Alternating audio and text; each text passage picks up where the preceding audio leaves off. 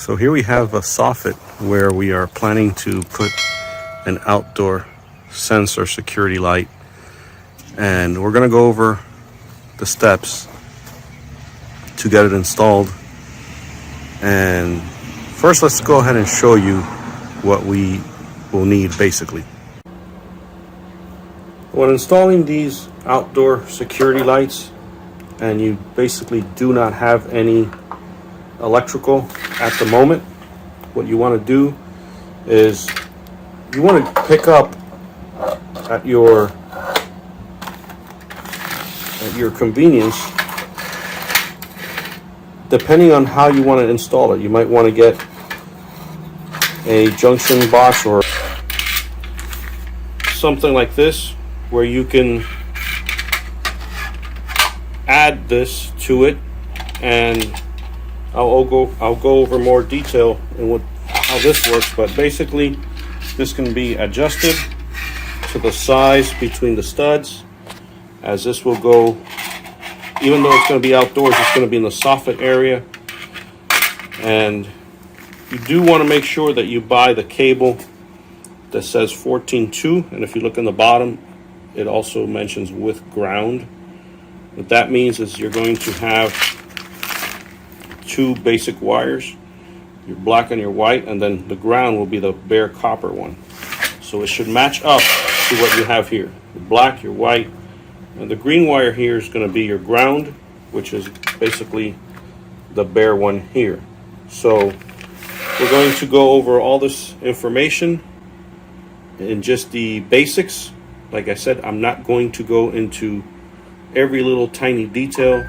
We're assuming if you're looking at this video, you have some kind of inclination or knowledge on wiring and electrical.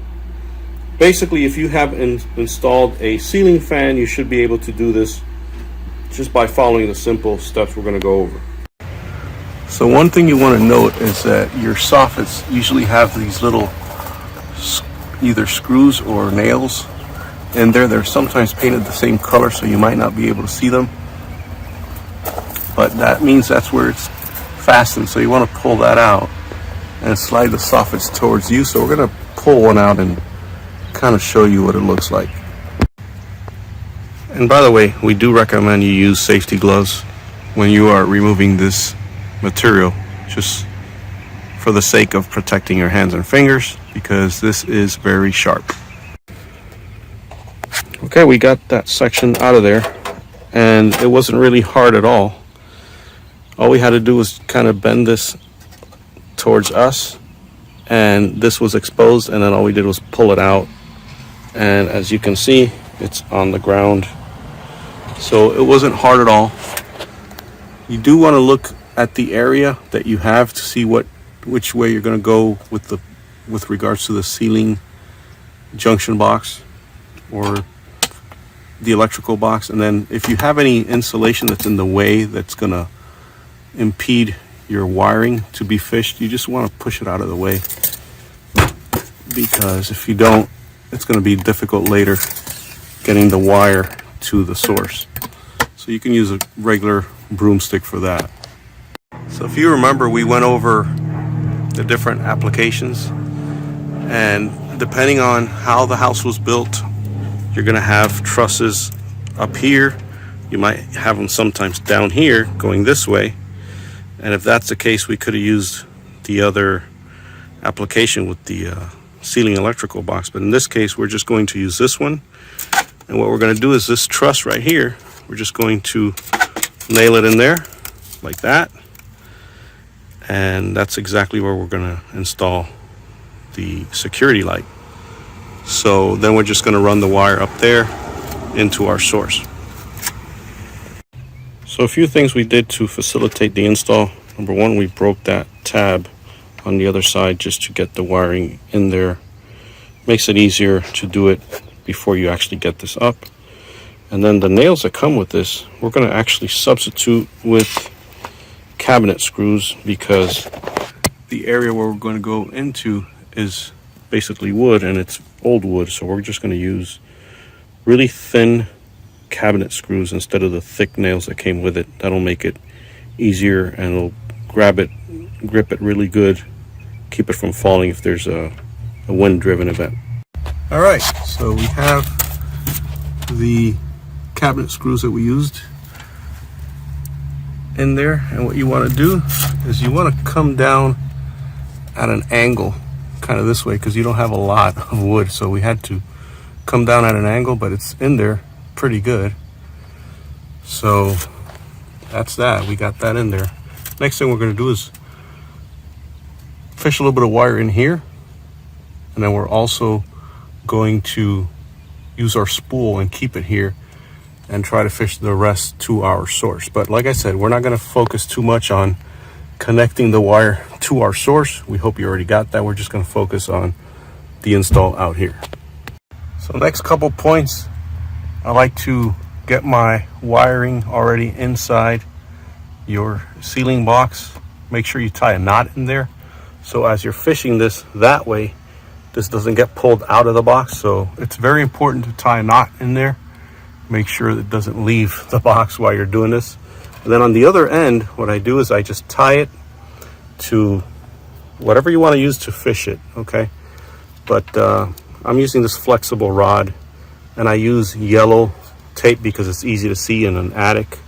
Even with lighting, it could be a little dark up there. So then this is going to go that way into our source, but we already have our wiring in here. All right, so as you see, we have our wire already in there. This is yet to be pulled all the way through. And then anything you have access from the source to here, you can just cut it and use it for another project. But what we did here is we marked some small black markings here, so we know what are the pretty much the limits from side to side, from here to here, when we cut a hole around here. And then this marking here is indicating from the wall this way is where we're going to start cutting. So once we put our piece back in, we're going to use this little tool. Forgot what it's called, but this is pretty much going to carve out our hole, and we know more or less where not to go. We'll have a perfect hole once it's done. Okay, as you can see, we already have our piece back in there, and you can still see the lines that we marked. Those are just for us to know where we're gonna focus our cutting. So let's go ahead and do that. We're gonna use this little tool right here, as I mentioned, and hopefully it gets the job done. We'll see.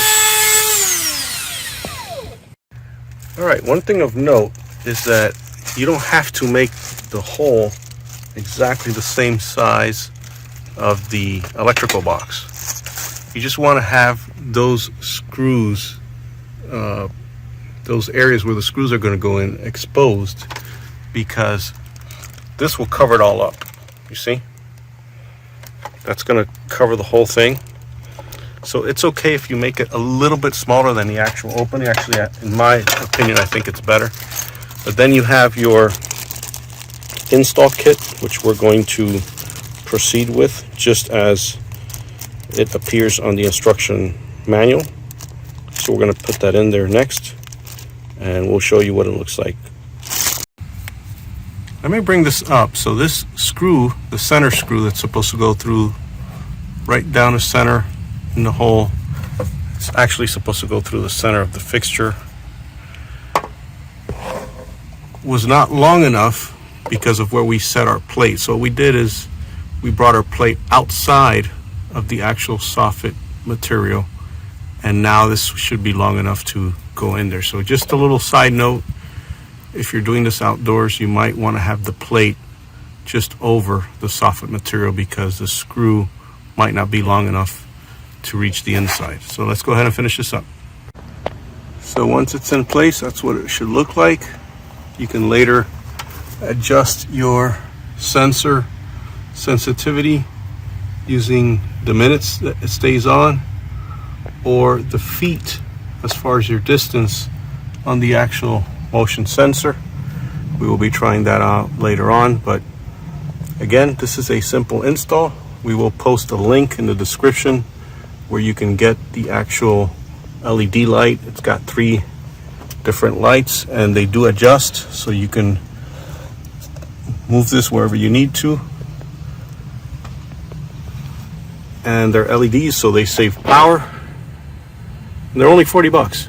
So I'll put the link in the description, also where you can get the wire that we showed at the beginning and all the materials that we used. Anyways, thank you for watching. Have a great day.